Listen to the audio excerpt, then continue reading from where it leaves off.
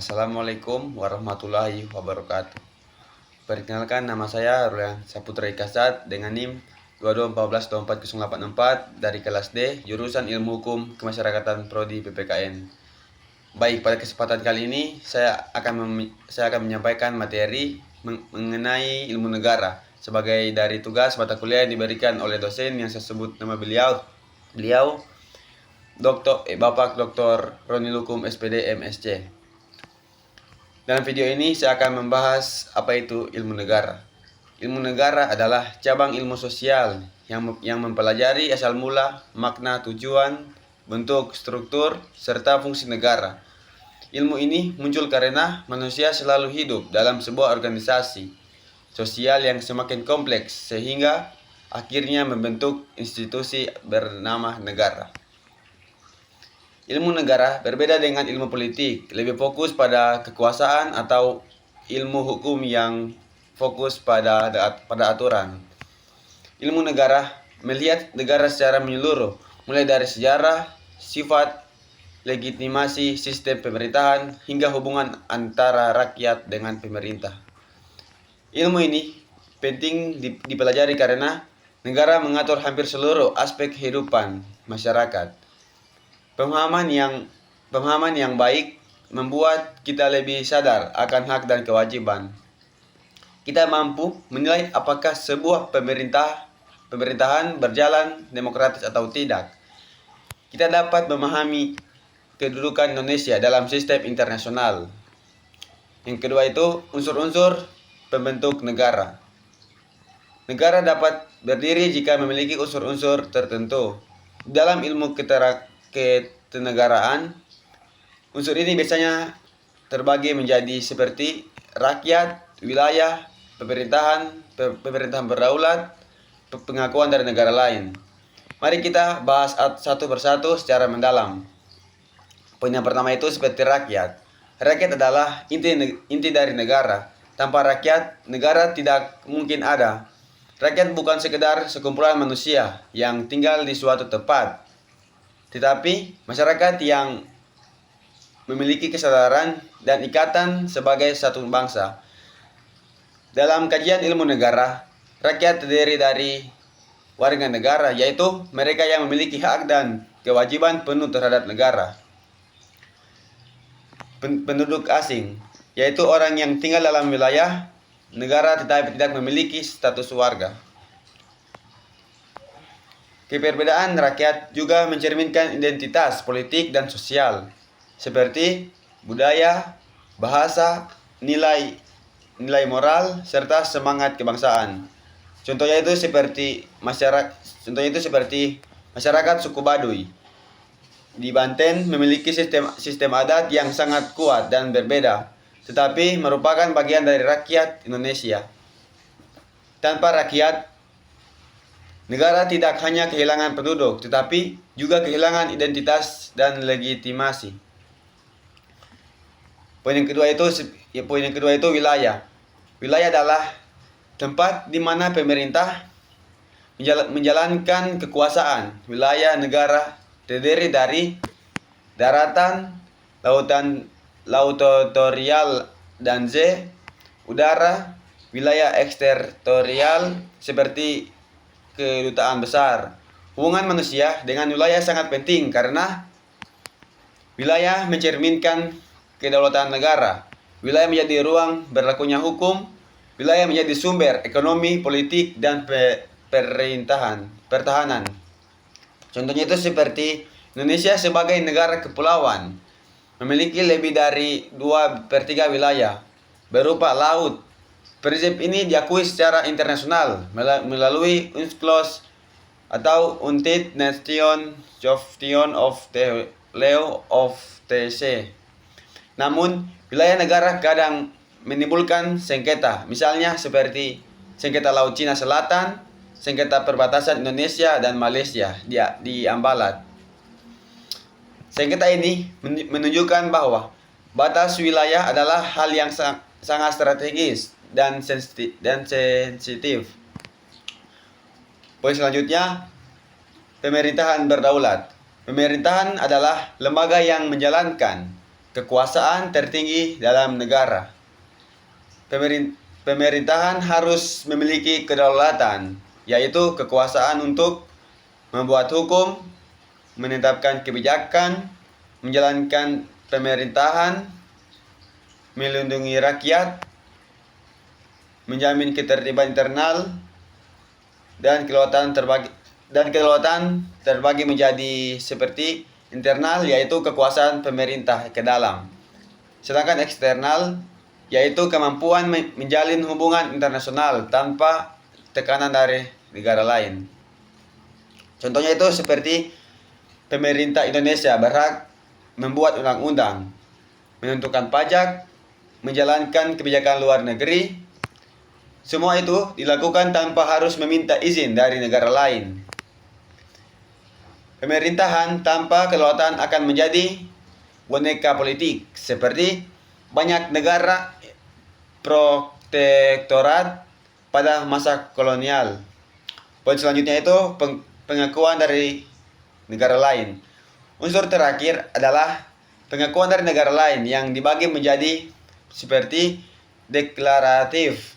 Negara sah jika memenuhi unsur minimal tanpa diakui. Konstitutif. Negara dianggap ada jika negara lain memberikan pengakuan.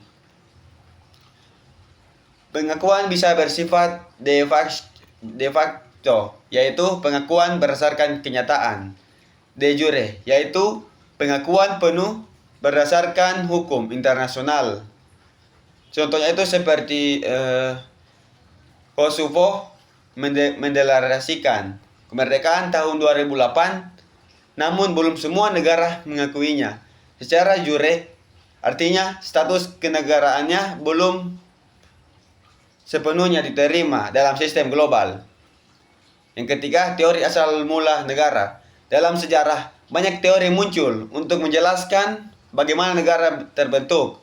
Teori ini memberikan gambaran bahwa negara bukan suatu yang muncul tiba-tiba, tetapi merupakan hasil perkembangan sosial, sejarah, kekuasaan, dan kesadaran manusia.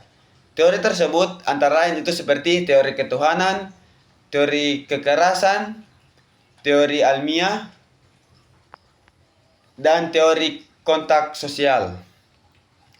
Poin pertama itu seperti teori ketuhanan.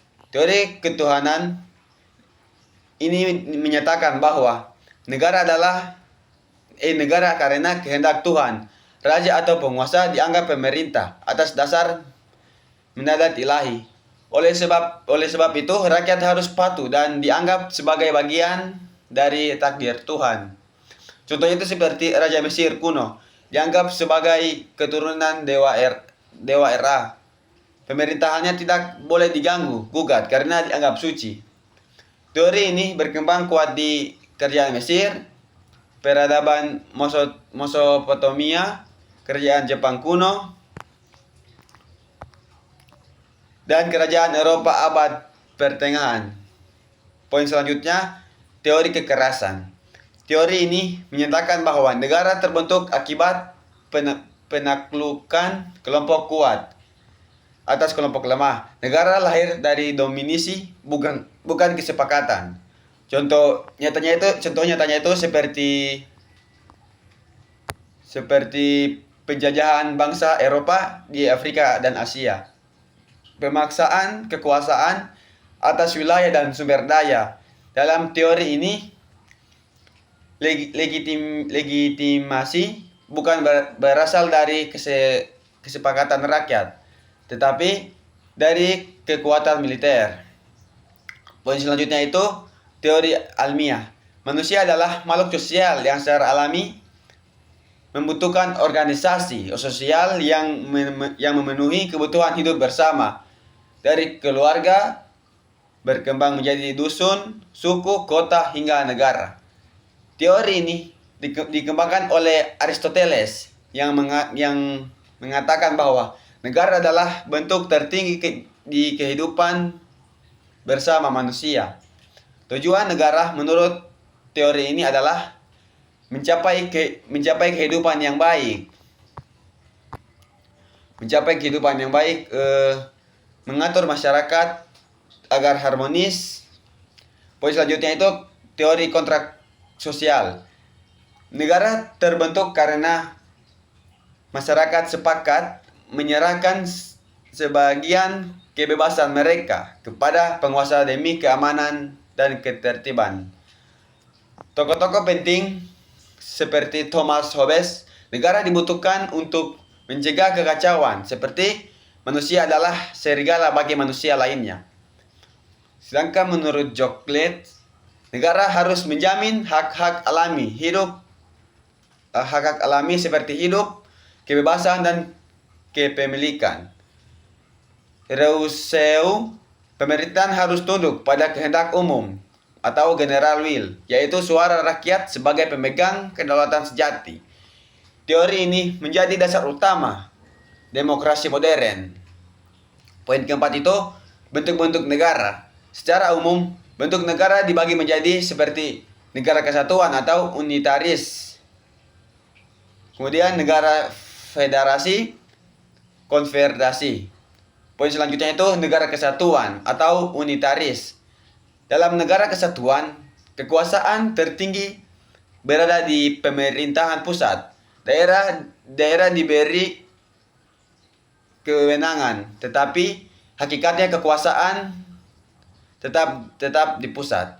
Contohnya itu seperti negara unitaris, seperti Indonesia, Jepang, Perancis.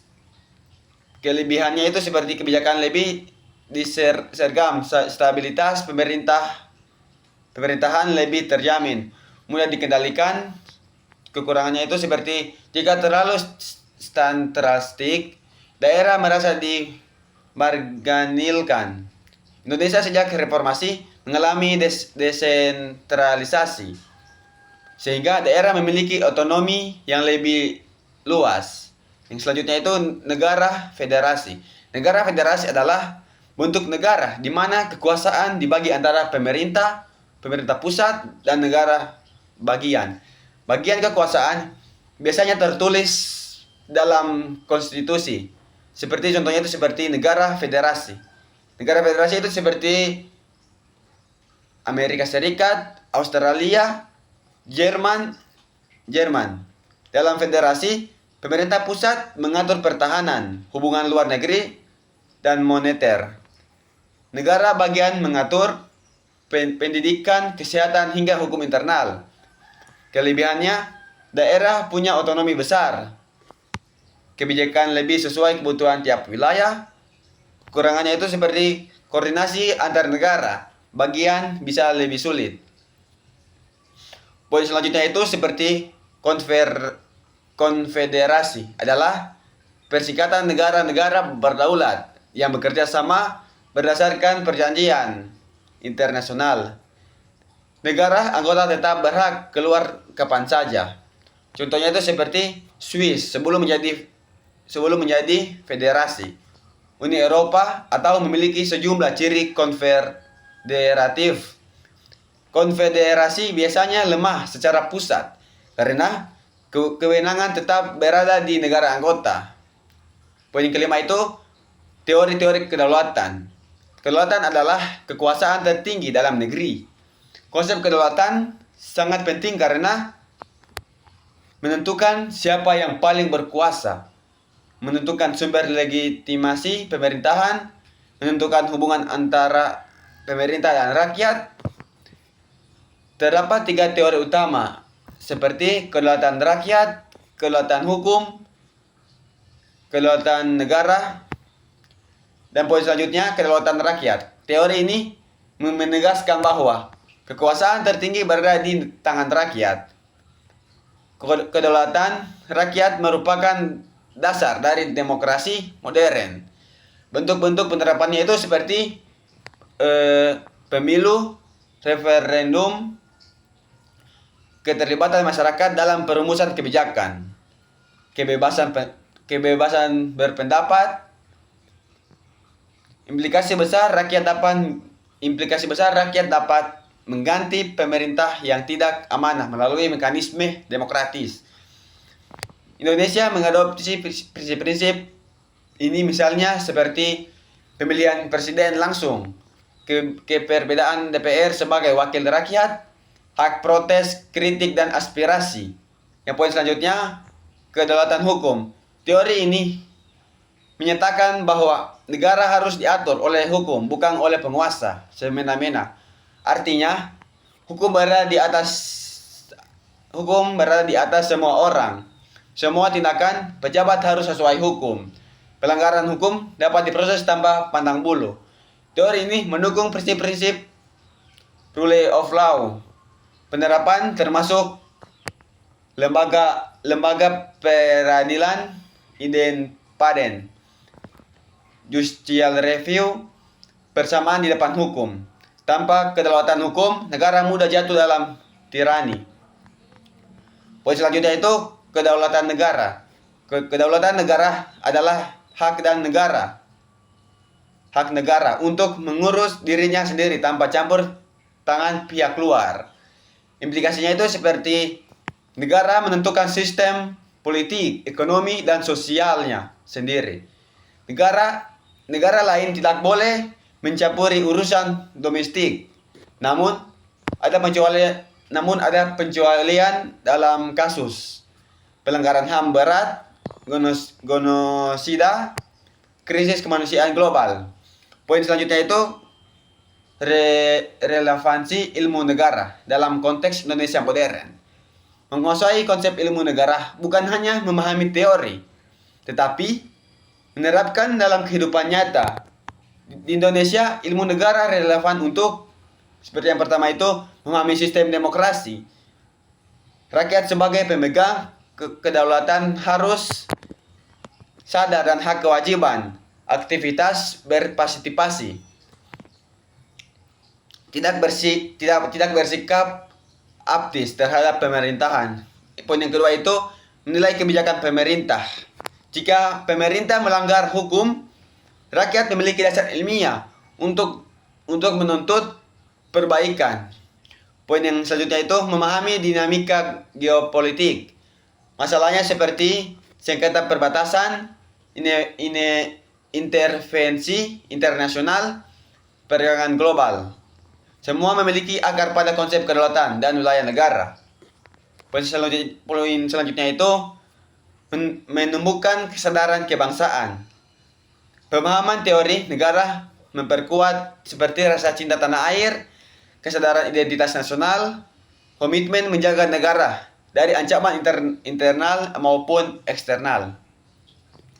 Baik penutup, demikianlah pemaparan saya mengenai ilmu negara melalui dari unsur-unsur negara, teori asal mula negara, bentuk negara, teori kedaulatan, hingga relevansinya dalam konteks Indonesia modern. Ilmu negara bukan hanya pengetahuan teoritis, tetapi juga alat berpikir kritis tentang bagaimana negara bekerja, apa tujuan negara, bagaimana rakyat bisa berperan sebagai memegang kedaulatan. Semoga materi ini bermanfaat dan menambah